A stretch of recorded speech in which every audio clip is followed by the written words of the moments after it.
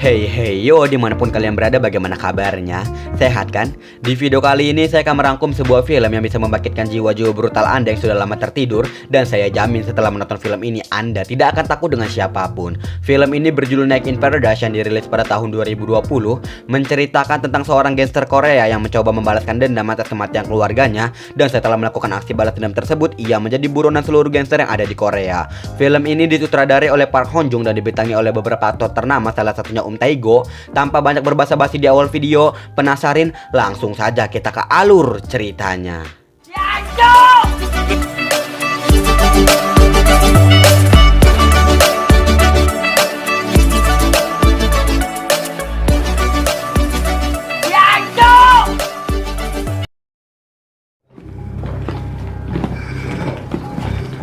Di awal film kita akan diperlihatkan seorang pria bernama Tae-go, tapi kita panggil saja dia Teguh. Teguh sendiri merupakan seorang gangster dengan segudang prestasi di dunia kriminal, di mana dia tidak pernah takut dan ragu untuk menyingkirkan lawan-lawan bisnisnya. Karena mempunyai bakat yang luar biasa, banyak dari organisasi gangster besar yang ingin merekrut Teguh, tapi Teguh masih terus bertahan di organisasinya dengan alasan loyalitas. 씨발, 수성의 도회장이 너 콕 집어서 지한테 오라게 했... Selanjutnya Teguh pun pergi ke salah satu rumah sakit untuk menjemput kakak dan keponakannya. Sedikit bercanda gurau, Teguh pun menyuruh kakaknya untuk pulang terlebih dahulu dan dia akan menemui dokter untuk menebus obat kakaknya. 그 약은 내가 받아가지고 저녁 때 줄게.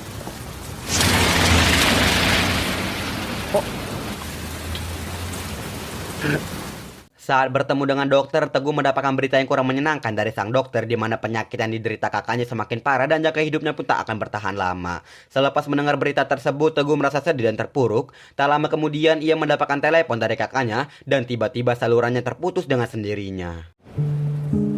여보세요?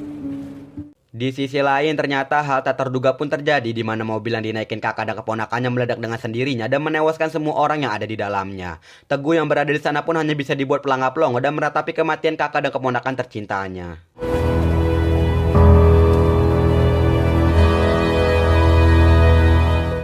Kemudian saat acara pemakaman sang kakak, bos besar Teguh pun datang bernama Yang Dosu. Dosu sendiri mencurigai pemimpin Do, salah satu pemimpin dari organisasi gangster yang cukup besar di Korea. Alasan Dosu mencurigai pemimpin Do adalah karena kemarin pemimpin Do ingin merekrut Teguh, tapi Teguh menolak rekrutan tersebut. Dan Dosu berpikiran bahwa pemimpin Do ingin menghancurkan kehidupan Teguh. Teguh yang terprovokasi dengan omongan Dosu pun meminta izin kepada Dosu untuk menemui pemimpin Do. 제가 도회장 만나겠습니다. Selanjutnya Teguh pun bertemu dengan pemimpin Do, ini orangnya. Pemimpin Do juga sudah mendengar kabar mengenai kematian kakak dan keponakan Teguh dan turut prihatin atas kematian mereka. Tak lama kemudian Teguh meminta izin untuk membilas tubuhnya dan ternyata Teguh menggunakan alasan tersebut untuk mengambil pisau yang telah disimpannya. Dan Teguh langsung membantai pemimpin Do dan pengawalnya yang berada di sana.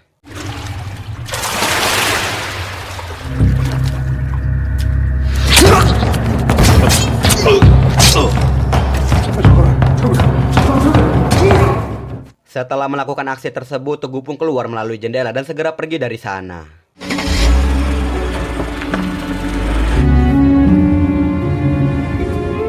Kemudian Teguh pun pergi ke bandara untuk menemui Dosu. Di bandara Teguh diberikan identitas baru dan uang 1 tas penuh oleh Dosu. Dosu juga memberikan tiket pesawat menuju Pulau Jeju dan menyuruh Teguh untuk pergi ke sana. Sisanya biar Dosu yang mengurusnya. 가봐. 제주도 구토한텐 얘기 잘 해놨어? 예, 사장님, 걱정하지 마십시오. Setelah Teguh pergi meninggalkan Seoul, peperangan antara organisasi pemimpin Do dan Yang Dosu terus berlanjut.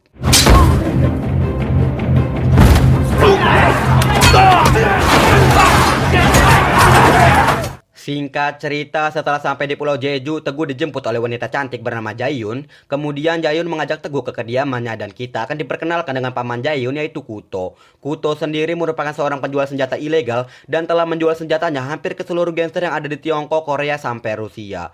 Alasan kenapa Kuto menerima Teguh juga karena Yang Dosu telah membayarnya untuk membiarkan Teguh tinggal di rumahnya beberapa minggu. 다 드신 거죠?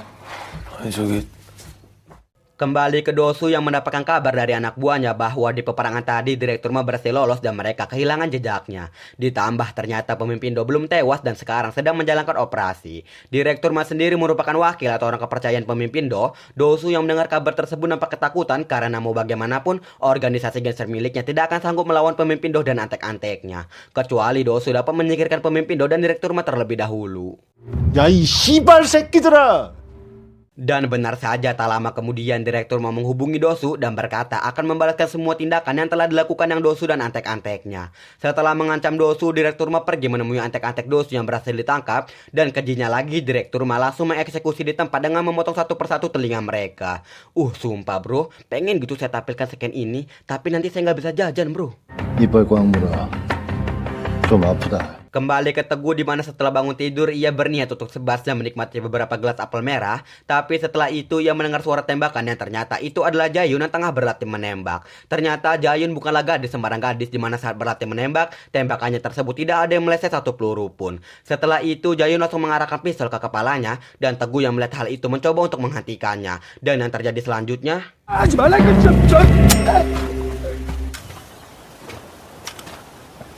yah, ternyata itu hanyalah prank yang dilakukan Jayun. Aduh, udah cantik, manis, suka ngeprank lagi. Nggak kasihan apa sama penonton kamu yang sampai diabetes kayak aku gini? Aduh.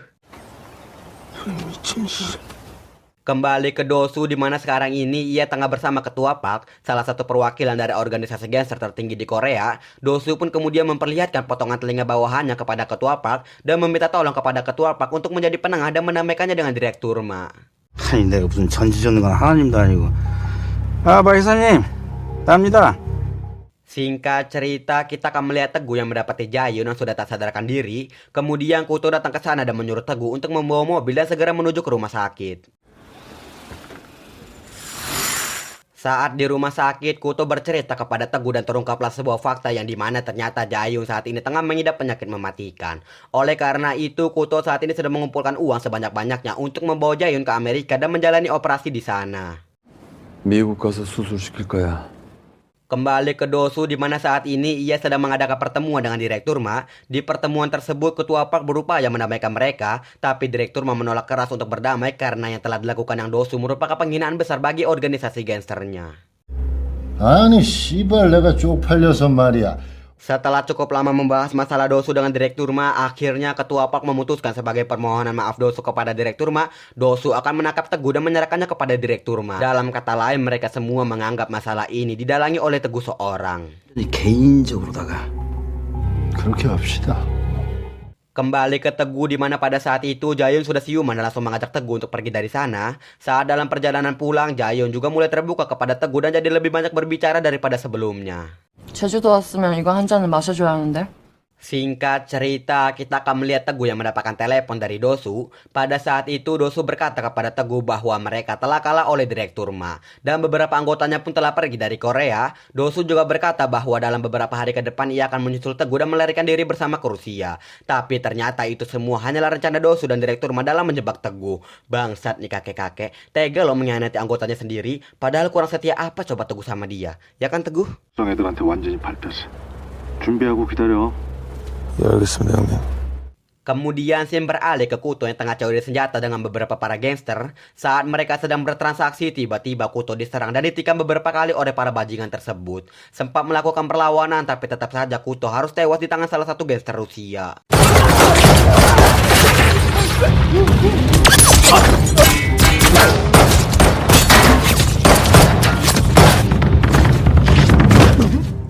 Di sisi lain, Teguh dan Jayun yang baru sampai di sana langsung mendengar suara tembakan dari dalam gudang, dan mereka juga terlibat cekcok dengan para mafia yang menjaga di luar. Setelah mengalahkan para mafia yang berada di luar rumah, Jayun langsung berlari ke dalam dan mendapati Kuto yang tengah sekarat. Sebelum hidupnya berakhir, Kuto sempat menyampaikan kata-kata terakhirnya kepada Jayun, dan setelah Kuto tewas, kita akan dibuat terkagum-kagum saat melihat Jayun dapat mengalahkan semua gangster yang tersisa hanya dalam beberapa detik saja. Melihat hal ini, setelah saya menjadi pacar Jayun nanti, saya tidak akan pernah berani untuk menyelingkuhinya.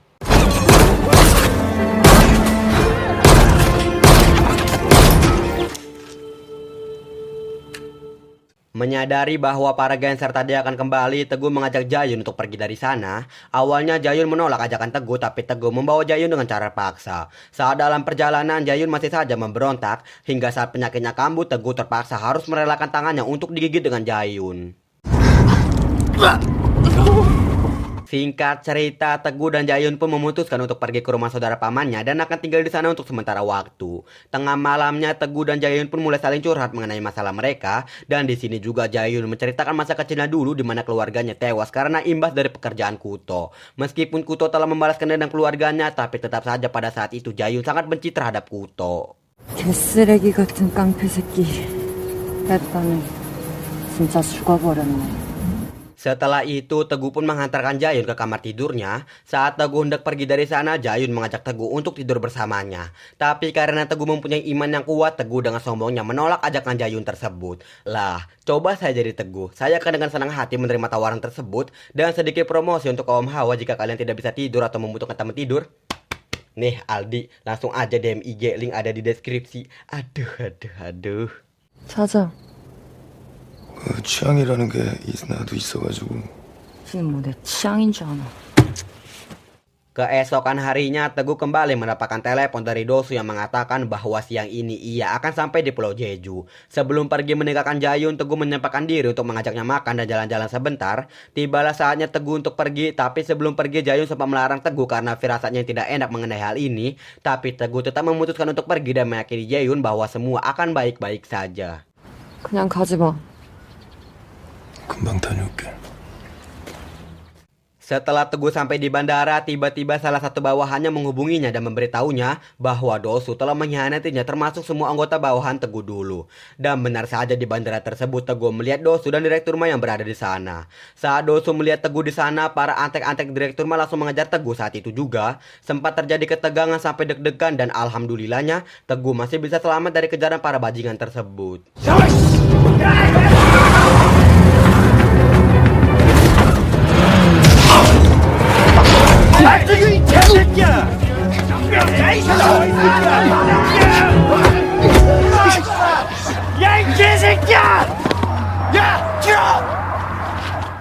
Kemudian Teguh pun kembali dengan niat untuk menyusul Jayun, tapi saat sampai di sana Jayun sudah tidak berada di sana. Teguh pun langsung menanyakan kemana Jayun pergi dan ternyata Jayun kembali ke rumah Kuto. Teguh pun langsung menghubungi Jayun dan menyuruhnya untuk segera pergi dari sana, tapi Jayun yang keras kepala pun mengabaikan Teguh dan tetap akan menemui jasad pamannya.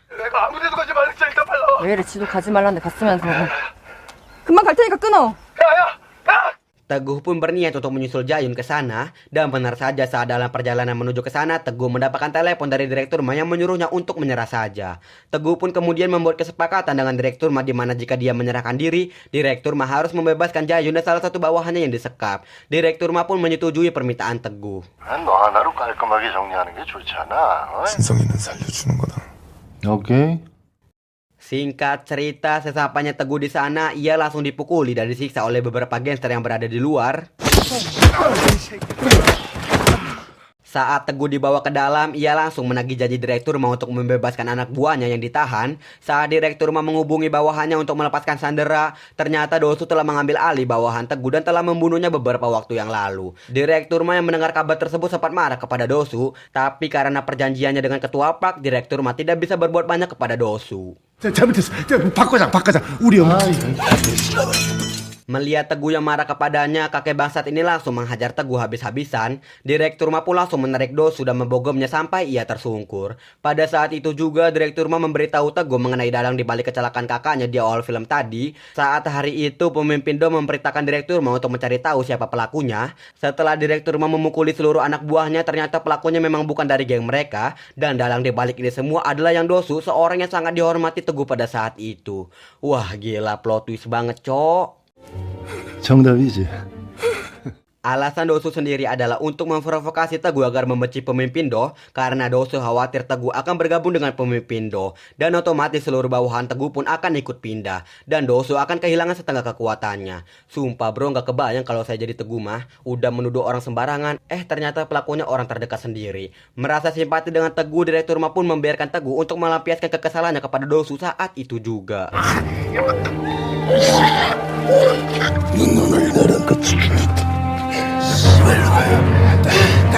Setelah membiarkan Teguh dan Dosu berkelahi cukup lama, Direktur Ma langsung menyelamatkan Dosu dan membunuh Teguh saat itu juga.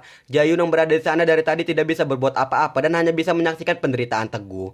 Kemudian Direktur Ma menyuruh bawahannya untuk membakar tempat tersebut termasuk Teguh.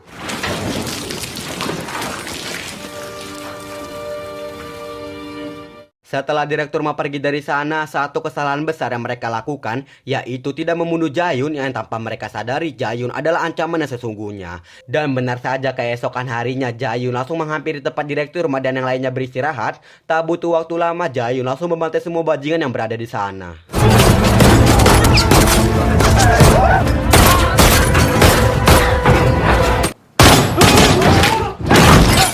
Dan pada akhirnya pecundang harus mati sebagai pecundang, di mana saya amat sangat puas saat melihat scan ini dan menyaksikan langsung kematian si bangsat yang dosu ini.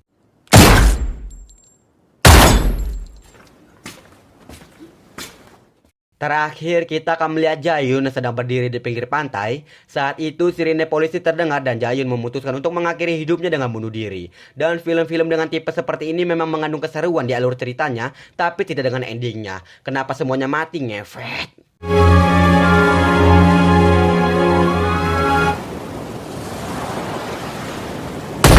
Film pun selesai.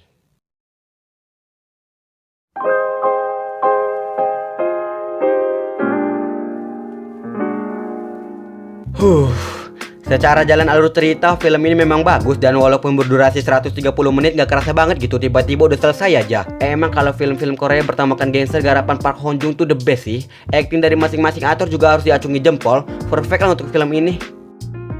Pelajaran dan pesan moral yang terkandung di dalam film ini adalah jangan asal bertindak, berpikir sebelum melangkah, selidiki sebelum mengambil keputusan, dan juga jangan mudah terprovokasi dengan orang-orang yang bahkan bisa kita percaya, karena bayangan kita sendiri juga akan meninggalkan kita di dalam kegelapan.